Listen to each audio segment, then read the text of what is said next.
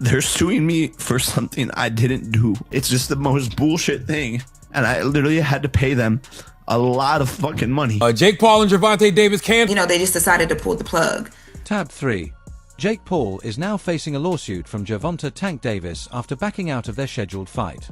What looked like a major boxing event in the making has turned into a legal battle, with Tank taking the issue to court. And this isn't just some routine drama, it involves egos, big money, and both fighters' reputations slipping into chaos. The matchup that fans expected to be one of the year's biggest attractions has instead unraveled into one of the most embarrassing and messy situations the sport has seen in a long time. So that fight that was supposed to go down with Jake Paul and Gervonta Tank Davis in Miami on November 14th is not happening. It has been canceled officially. A few months back, the entire boxing world was electric with hype. Jake Paul, the outspoken former YouTuber who's carved out a controversial path in the ring, was set to face off against Gervonta Tank Davis, one of the most dangerous knockout artists in the sport. With Netflix on board and massive money tied to the event, it was shaping up to be a spectacle that blended pure competition with entertainment chaos. Fans were expecting a showdown that would push the boundaries between real sport and high-octane showbiz. Because you have someone that we come from two different sides, of the world. We still on the same path to get the same thing. And then everything fell apart. The promotions were underway, posters already made, cameras rolling, agreements finalized, and out of nowhere, the entire event was scrapped. In an instant, the fight everyone expected simply evaporated. Jake Paul jumped online soon after, presenting the cancellation as if it was some bold, noble move on his part. One of the most feared punchers in the sport of boxing. He's got a 93% knockout percentage. That's one of the best among current world champions. He went online and blasted Gervonta, calling him trash and accusing him of mistreating women. Jake also claimed that Netflix backed out because of the allegations. He framed the whole thing as a principled stand, saying his brand supports women and that he couldn't in good faith help elevate someone he viewed as harmful. The tone, the timing, the dramatic presentation, it was all positioned to paint Jake as the righteous figure choosing morality over money. And for a brief moment, the public actually bought it. Gervonta Tank Davis team fights back after Jake Paul canceled the fight, went on a tirade. But the praise didn't stick. The initial support quickly dissolved, replaced by quiet doubts that grew louder as the hours passed. First came small hints from people involved in the promotion, then stronger pushback from Tank's team, and soon the skepticism was echoing throughout the boxing community. Veterans who've witnessed more than enough PR misdirection to recognize when something doesn't add up. I never let myself go there. I'm a fierce competitor. Tank's team is now fighting back, and they're stating that Netflix did not in fact cancel the bout. The narrative Jake Paul had so carefully crafted began to fall apart. Netflix, it turned out, hadn't cancelled anything. In fact, according to Gervonta's trainer, Kenny Ellis, the matchup was still very much alive. Jake got scared, Ellis said, a short, sharp statement that cut straight through Jake's heroic facade. With that single comment, the entire storyline Jake had pushed, the bravery, the righteousness, the supposed stand for principle, crumbled instantly. It didn't look like a moral stand anymore. It looked like fear dressed up as virtue. He has made a significant impact on the sport of boxing. He has certainly brought new eyes to the sport. He's done so much in uplifting women's boxing. Then the talk about weight started circulating. The contract required Jake to come in at 195 pounds, but people close to the situation said he wasn't anywhere near that mark. He looked sluggish, depleted, and nowhere close to peak condition. The loud, confident persona he'd marketed for years suddenly seemed shaky and exposed. On the other side, Tank was transforming into a razor-sharp machine, quicker, slimmer, and more dangerous every day. As the event drew closer, anyone really watching the situation could see what was coming. Jake Paul might have been stepping straight into a brutal knockout. Ellis didn't sugarcoat any of it. Netflix didn't pull out, Jake did. And according to him, the reason was simple: fear. Direct, harsh, and explosive. They called Gervonta Davis the tank for a reason. He only needs one shot to end the entire night. Davis, big straight left, down goes Campbell. Fans started raising questions they had previously brushed aside. If Jake was really taking a moral stand, Then why had he stepped into the ring with Mike Tyson, someone who had actually served time? Why did he have no issue fighting Mike Perry, who had faced several accusations of domestic violence? Why was Gervonta suddenly the breaking point? Why this opponent, when others with similar or worse histories never stopped a fight before? Jake fought a guy who was his age and was also considered a boxer, and he lost. It just pisses me the fuck off. And then You're good. Take a break. Suddenly, Jake's so-called moral stance stopped looking brave and started looking like a cover for panic. Every tweet, every Instagram update, every carefully delivered statement meant to make him look noble came off as exactly what it was, an attempt to protect his image. Fans began piecing things together.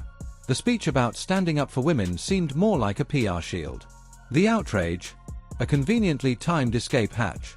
The whole narrative wasn't built on principle, it was built on fear, wrapped in moral language. And once Ellis's comments circulated, the picture became unmistakably clear. Jake Paul hadn't backed out because of ethics. He backed out because he saw a fight he wasn't prepared for, a fight he knew he likely wouldn't win. For the first time, the audience could see what was really happening behind the scenes. Jake Paul took that and ran with it and then used it as a catalyst to stain Tank's name but not have to fight him. By then, Jake's image was on the line. He wasn't going up against aging opponents or social media spectacles anymore.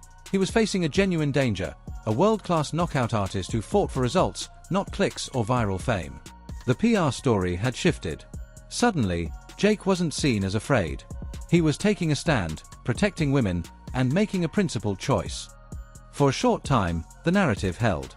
But now, the reality was catching up, and that carefully constructed image was starting to crumble. I believe that he was making the money he says he's making. Showtime Boxing wouldn't have gone out of business, and Showtime would have made sure they kept paying. Gervonta Davis isn't letting the matter go quietly. He has filed a lawsuit against Jake Paul, accusing him of defamation and breaking their contract, and claiming that Jake's false statements have caused serious damage to both his reputation and finances. According to the legal filing, Jake's so-called moral stand wasn't a mistake or misunderstanding, it was intentional. If Team Davis can show that Netflix never pulled out, Jake could potentially face financial consequences running into the millions. What else to say? I didn't want to give this woman abuser a platform to grow his fans and to grow his bank account. My company champions women.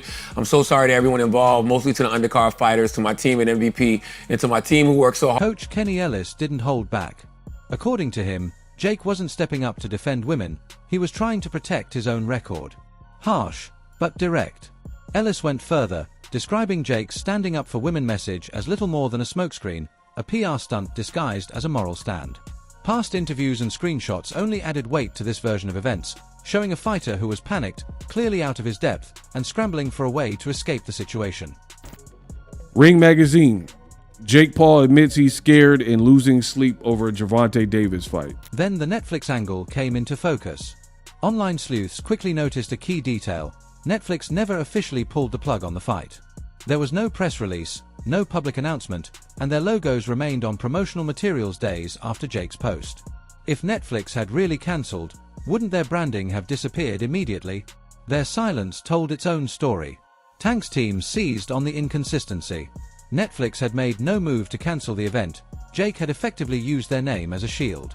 The timeline made it clear. Jake announced the fight's cancellation before any official statement from Netflix. In reality, he had spoken on their behalf, not the other way around. Jake Paul, the contracted weight is 195 pounds. I bet if he were to get on a scale today that he's nowhere near the fight weight. Is so many games being played. This is the core of the lawsuit. Jake Paul didn't simply withdraw from the fight. He publicly accused Tank in a way that implied moral superiority and suggested Netflix had forced the cancellation. According to the claim, this wasn't just a personal choice, it was career sabotage. The legal battle points to lost fight purses, sponsorship deals, and promotional rights, all part of the financial fallout.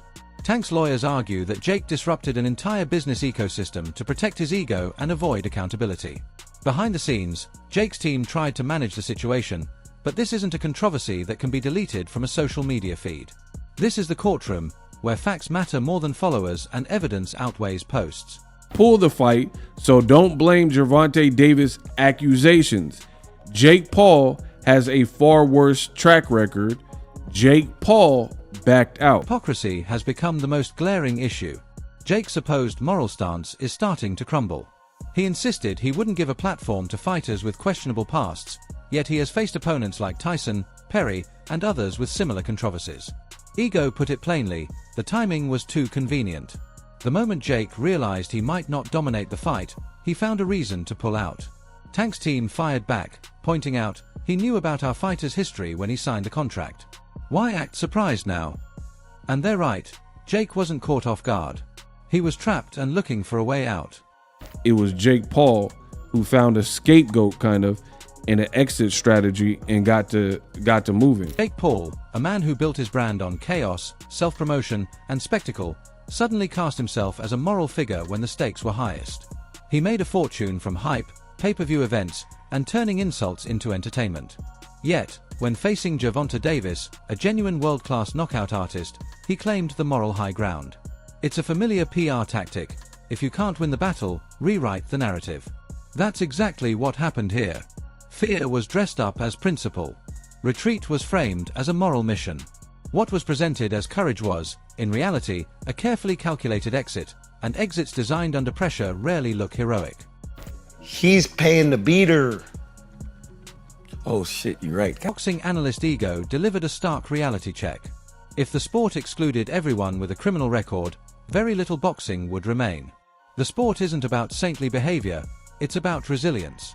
Legends like Mike Tyson, Julio Cesar Chavez, Andre Ward, and Floyd Mayweather didn't rise to the top through virtue alone. They emerged from struggle, chaos, and adversity. In the ring, mistakes and moral gray areas can be forgiven. In a courtroom, they are not. Jake is consensual. That's the thing. It's consensual. Two consensual parties, Well, two you didn't women. say that word. No, I'm saying it's consensual. I'm saying these two women. So he paid together. women to beat on each other. Exactly. Got you. Jake's sudden display of moral courage felt completely out of context. Elevating virtue over violence seemed like a performance, out of place in a sport defined by grit, blood, and unfiltered reality. Fans noticed it. Fellow fighters noticed it. Anyone paying attention could see right through the act. Also, I was thinking too, maybe Tank isn't used to being the B-side of a fight. B-side. So everybody's working around his schedule, and now yeah, when you the A-side, you get to dictate things, you pick who you want, blah, blah, blah. Maybe he's not used to being the B-side. Jake Paul thrives in front of the camera, not in the corner of the ring. True fighters confront challenges directly. They don't lecture about contracts or turn withdrawals into moral statements. They fight. Now, Jake is up against an opponent he can't dodge. His social media image won't protect him from real-world consequences. That's the thing. It's consensual. Two consensual parties, Well, two you didn't women. say that word. No, I'm saying it's consensual. I'm saying these two women. So he paid women to beat on each other. Every brand that once partnered with Jake is now weighing the risks of staying associated with him. The image of a moral hero is gone. The Maverick mystique is gone. Jake may have avoided Gervonta's punches in the ring, but there's no escaping the courtroom. No referee, no cheering crowd, just lawyers, contracts, evidence, and the unforgiving spotlight of the truth. If the court rules in Tank's favor, the financial penalties alone could reach millions. Even more damaging is the reputational blow. The social media persona built on fearless bravado is powerless under oath. The story of courage collapses when confronted with proof of fear and deception. The biggest question isn't whether Jake misled the public, it's why. Was this ever about morals, or was it about fear? Fear of being exposed, fear of losing, fear of facing a real fighter who could, with a single punch, dismantle the carefully constructed image he's spent years building.